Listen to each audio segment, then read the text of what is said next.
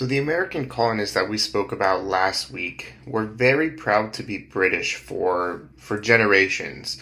Over time, though, things started to change, which led to this era of revolutions. Started with America and it spread across the world. And really, once this challenge against the status quo, against the monarchs, against the kings of Europe took hold, other nations would latch onto that and pursue their own revolutions. But it started with the United States. We're going to talk today about this era of revolutions, starting with the United States and why it actually happened. The American colonists were organized around benefiting the mainland, benefiting Europe. So if you remember, the British sent the colonists, or some went from their own free will for religious purposes, but still they were granted a charter from the British king. And they had to benefit the mainland. They were organized around this economic theory of mercantilism, that the whole purpose of having colonies in the Americas was to benefit the mother country. This was true for England, Spain, France, any colonizing power in Europe or beyond adhered to this theory of mercantilism, that there was only a fixed amount of wealth in the world, and the more you prospered, the less somebody else did.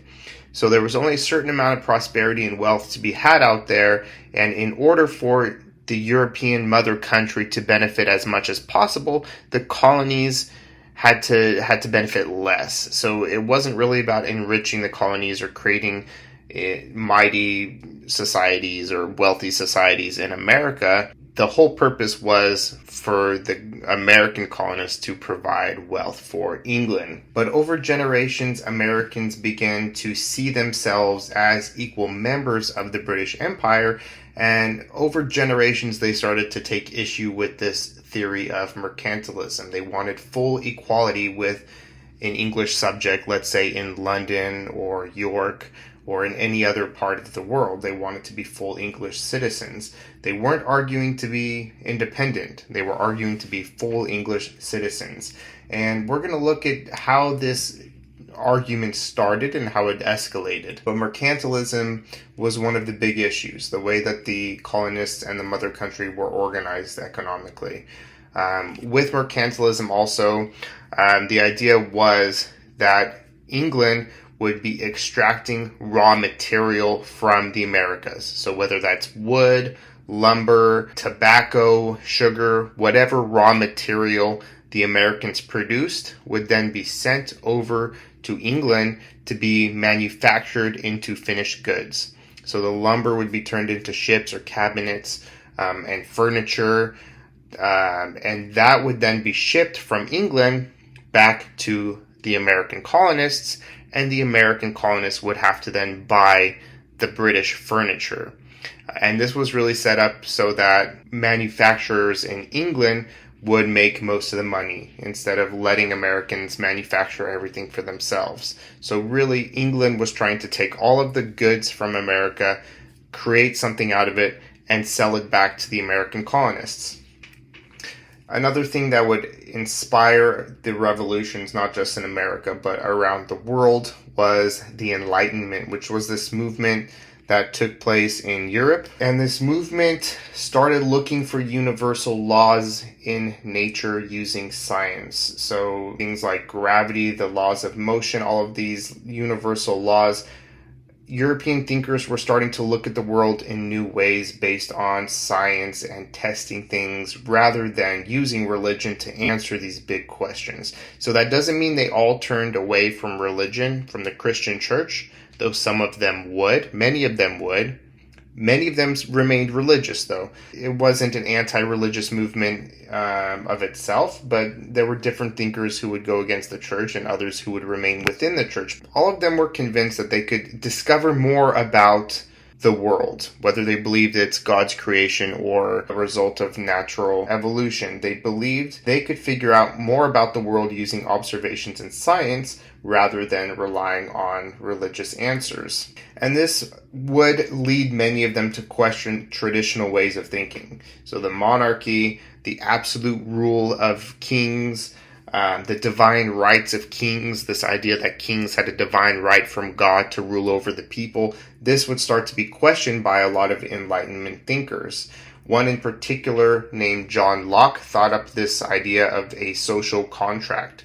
And the social contract was basically this contract between kings and governments and their people. So kings had to protect the rights of their people and rule justly and fulfill certain obligations to their people in order to have the right to be king. If the king broke this, if he infringed upon the rights of his people, then the people are no longer obligated to obey him or consider him king.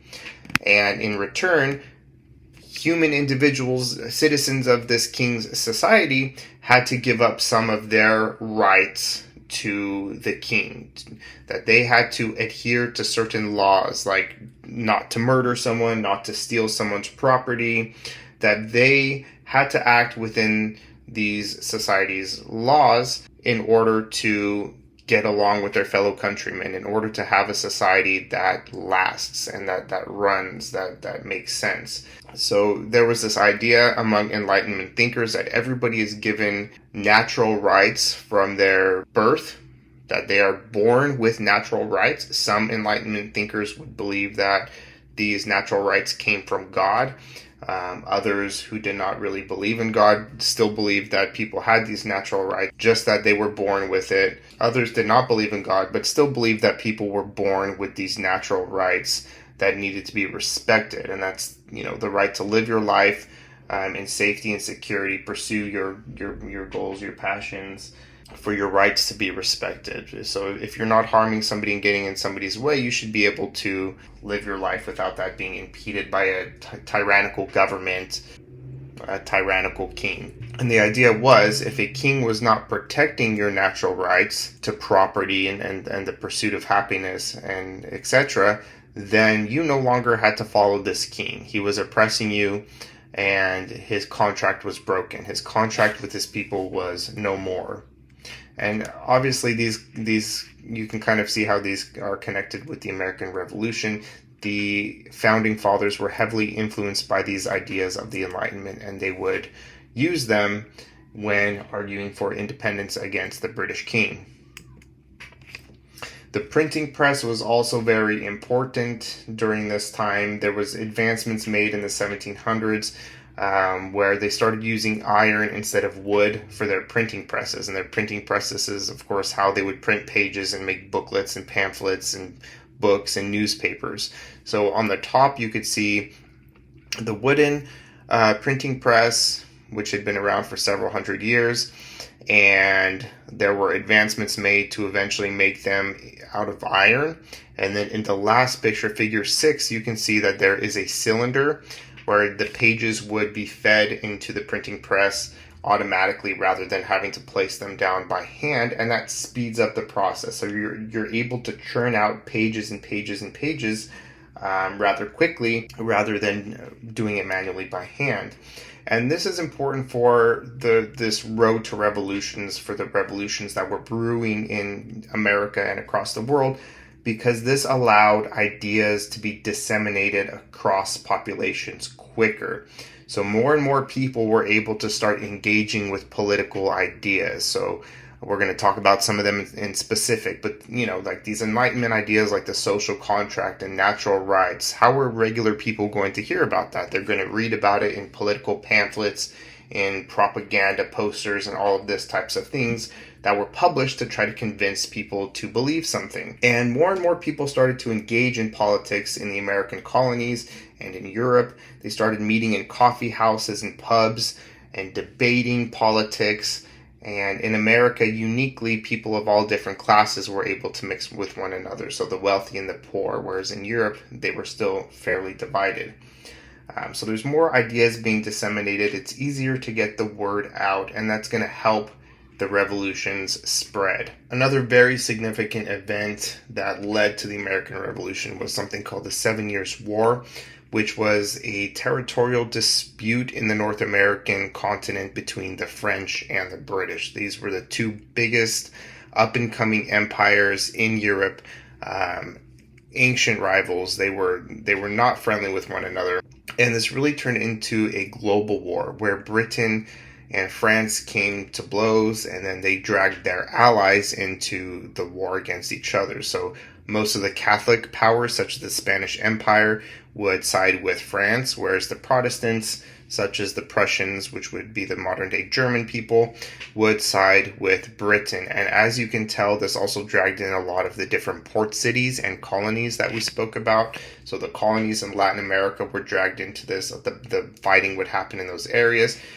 You could see there's port cities and territories controlled by Europeans on the coast of Africa, in India, and we will be talking about this more next week, and the Philippines over here, which was controlled by Spain. So the blue areas were British and England's allies. So the British Empire and their allies. The green was either France's holding, or their allies. So the Spanish areas, the Spanish Empire, Mexico, and much of Latin America, not including Brazil. And they're dragging their allies into it. If you remember, Spain had control of the Philippines at this time. So the fighting is happening everywhere. And it's over territories in North America. Let me show you another map. The fighting is happening because of a territorial dispute in North America. We talked about the original colonies, the northern and southern colonies, the English colonies last week, pictured here in red. And automatically looking at this map, you could tell that conflict is brewing. The British are cut off from the rest of the territory by this blue, which is the French. So they're kind of restricted to these coastal areas, which we spoke about the early founding last week. And they're not able to expand further into the American continent, which, of course, they wanted to and they planned. They wanted to acquire more land for plantations and for spreading, for new opportunities. But the French were in the way. And the French were not there in large numbers. They weren't sending a lot of people. They weren't sending women and children and entire families, and they weren't populating large cities in North America. They were just setting up forts and trading with Native Americans, and they were becoming rich off of this beaver trade. But they were setting up forts, as you can tell from these forts along the border, to protect their trade routes, to protect their trade with Native Americans. And of course, as the English start to spread, they came into conflict with these French forts, and that started in the 7 Years' War, which would spread not just the American continent itself, between the American colonists and the British Army against the French and their Native American allies, but it drew in people from all over the world.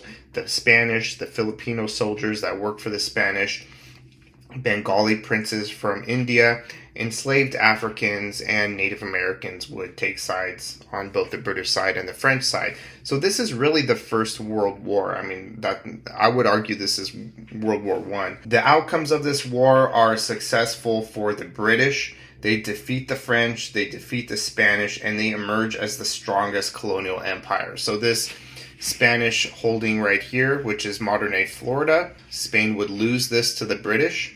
France would pretty much lose their entire American colonies, and the British would be able to acquire that land. And importantly also, in India, the East India Company defeated the French, because this fight is happening around the world, and they drove France out of important ports in India. This would cripple Indian rulers' resistance to European colonization and basically pave the way for Britain to eventually colonize India. So the East India Company makes a lot of inroads into India, and France loses its hold over these Indian port cities. So some more ramifications, though, in the context of the American Revolution. The British realized that the American English colonists living in the 13 colonies were kind of making trouble by continuing to spread westward. They came into conflict with the French, and then the British government had to step in. That started the 7 Years' War. But they continued trying to move west, and the French are gone now at this point, after the 7 Years' War, but there's still Native Americans there. And the British didn't want the American colonists to keep pushing west and cause problems with the Native Americans that the British government would have to jump in and stop.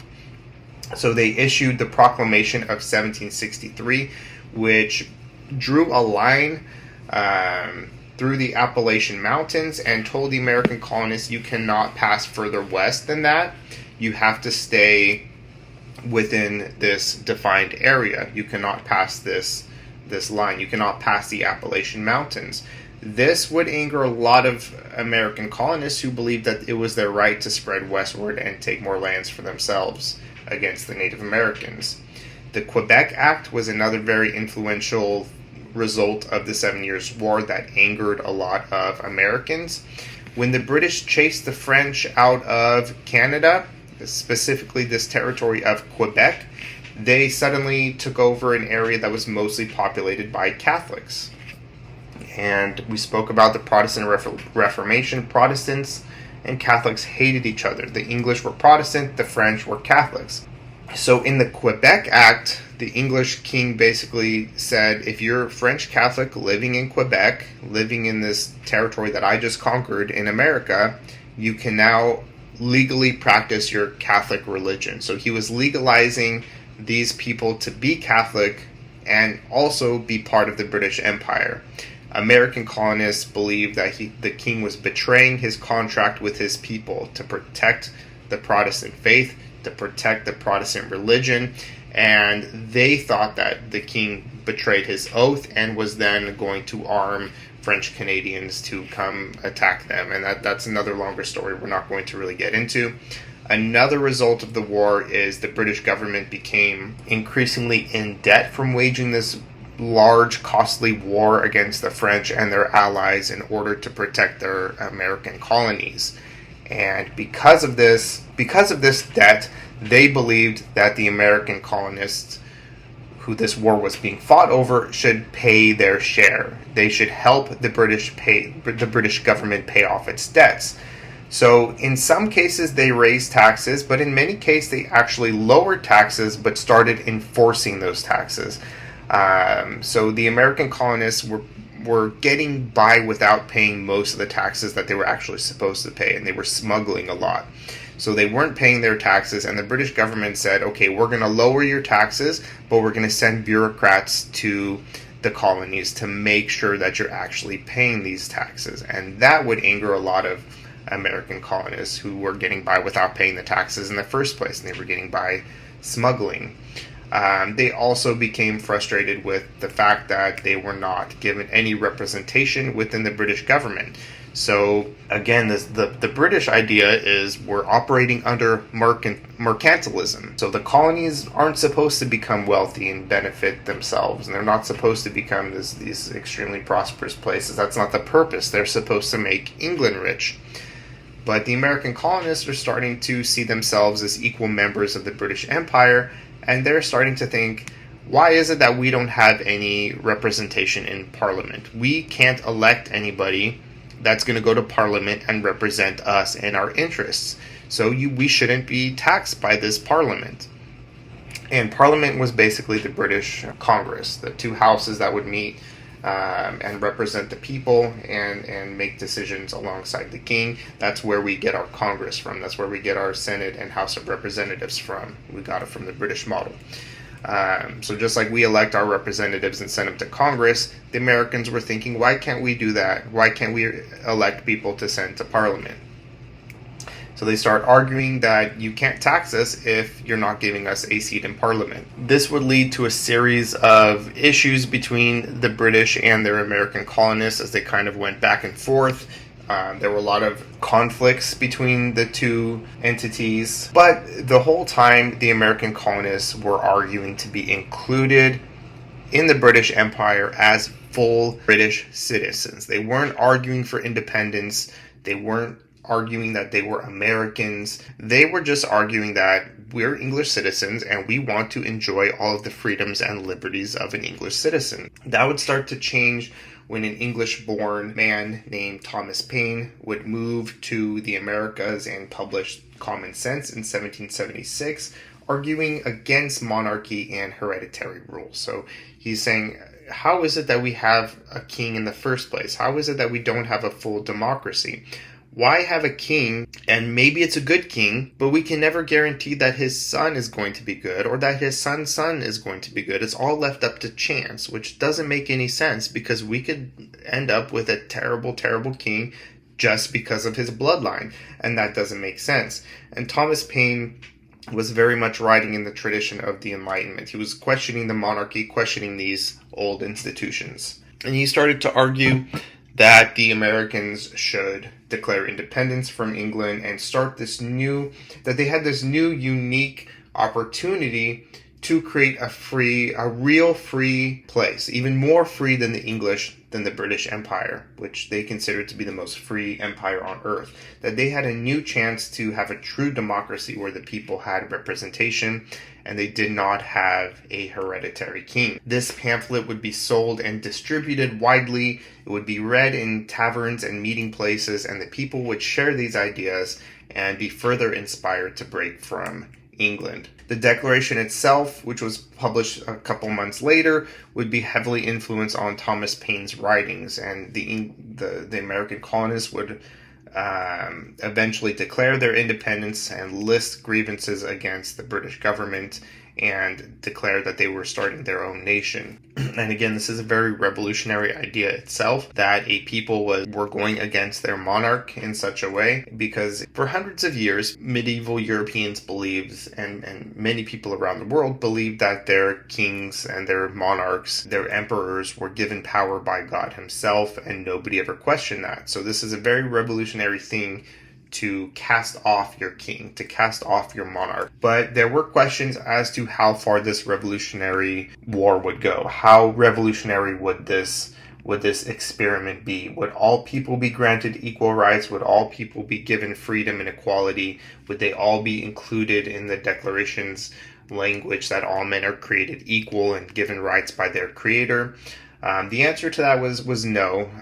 Poor white men would not be included in that. They were not given the right to vote. Native Americans were not included in that. Enslaved Africans were not included in that. They were still not seen as people, and many of the founding fathers who were writing about the equality of all men owned slaves themselves, and they weren't ignorant of the contradiction.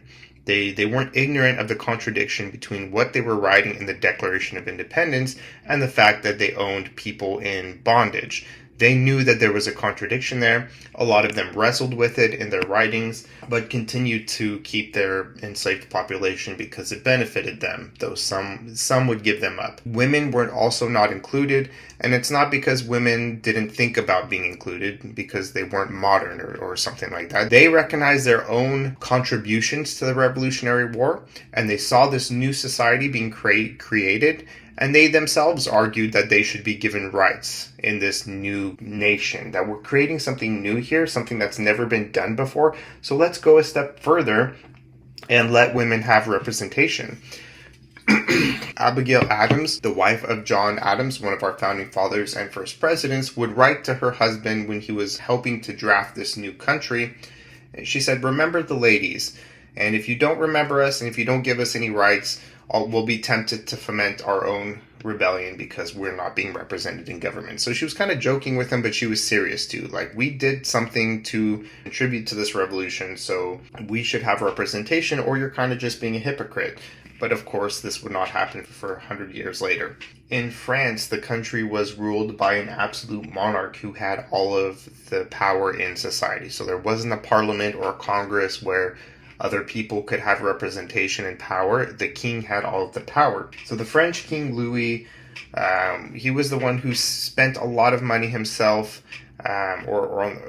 spent a lot of the French government's money helping the American colonists against his rival, the British Empire, during the Revolutionary War. So the French helped the American colonists, but they became in debt from this conflict as well. And the French needed to pay off their debts from the American Revolution. And to do that, he started raising taxes. And the French people and the French nobles were very much inspired by the American Revolution itself. which their nation was allied with. But they started taking these ideas of the American Revolution and saying, hey, how are you going to tax us to pay off these debts, but you're giving us no representation at all in power? The king has the last word in every situation. Nobody else has any representation or power. So the French nobles first start to protest this. The people do as well. In July 14th, 1789, a crowd in Paris attacked the Bastille Armory. They stormed it, and within this armory, of course, are weapons, but also political prisoners that were arrested for going against the king. So they overthrew this armory, took weapons, freed political prisoners, and basically declared a new era of liberty, equality, and fraternity. That became the slogan of the French Revolution. And the first thing they start to do is take away the privileges of the clergy, so the Catholic priests, and the nobles in society. The people themselves are starting to take power, and they eventually start turning out against the nobles and any wealthy person in France. They write the Declaration of Rights of Man and of Citizens in 1789, very much echoing the American Declaration of Independence, but they take it a step further.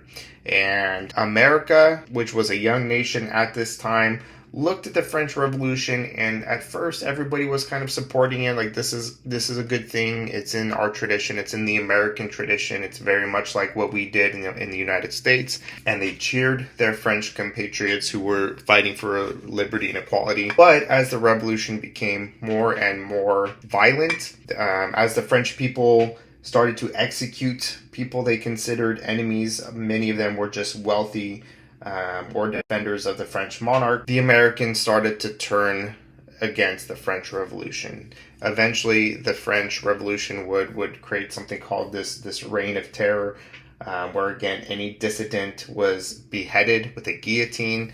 Anybody who was seen as tied with the king, anybody who was seen as aristocratic or noble, sometimes clergy, would be beheaded. And eventually, King Louis himself and his wife, Marie Antoinette, would be beheaded with a guillotine. And this is even more radical and drastic than what the Americans did. The Americans shook off their king and said, we don't want anything to do with you. But in the French Revolution, they chopped off the head of a monarch. And this really sent shockwaves through a lot of the country, a lot of Europe and the world. It inspired some, and it terrified others. And of course, it terrified people in places like Britain who were afraid that such an uprising might happen in their own nation and their own monarch would be beheaded, and that the whole institutions that they respected and held up and their traditions would be shattered and torn apart, and the world would just devolve into chaos. That everything holding the world together, like laws and order,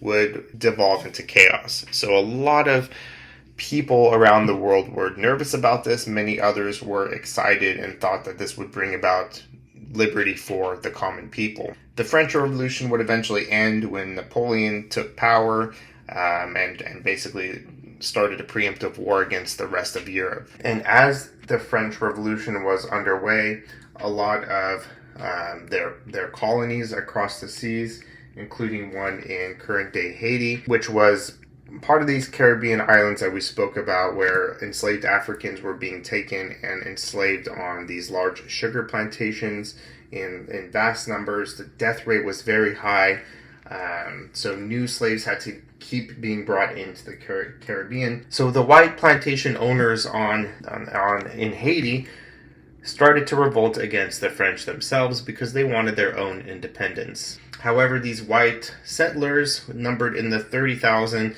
whereas enslaved Africans numbered at 500,000. And they were, again, the death rate was very high, and they were having to bring in new slaves from Africa. So many of these people were recently enslaved. They remembered freedom. They were not generations into slavery like many of the American enslaved Africans were. Many of the American slaves had been there for several generations and had no memory of Africa.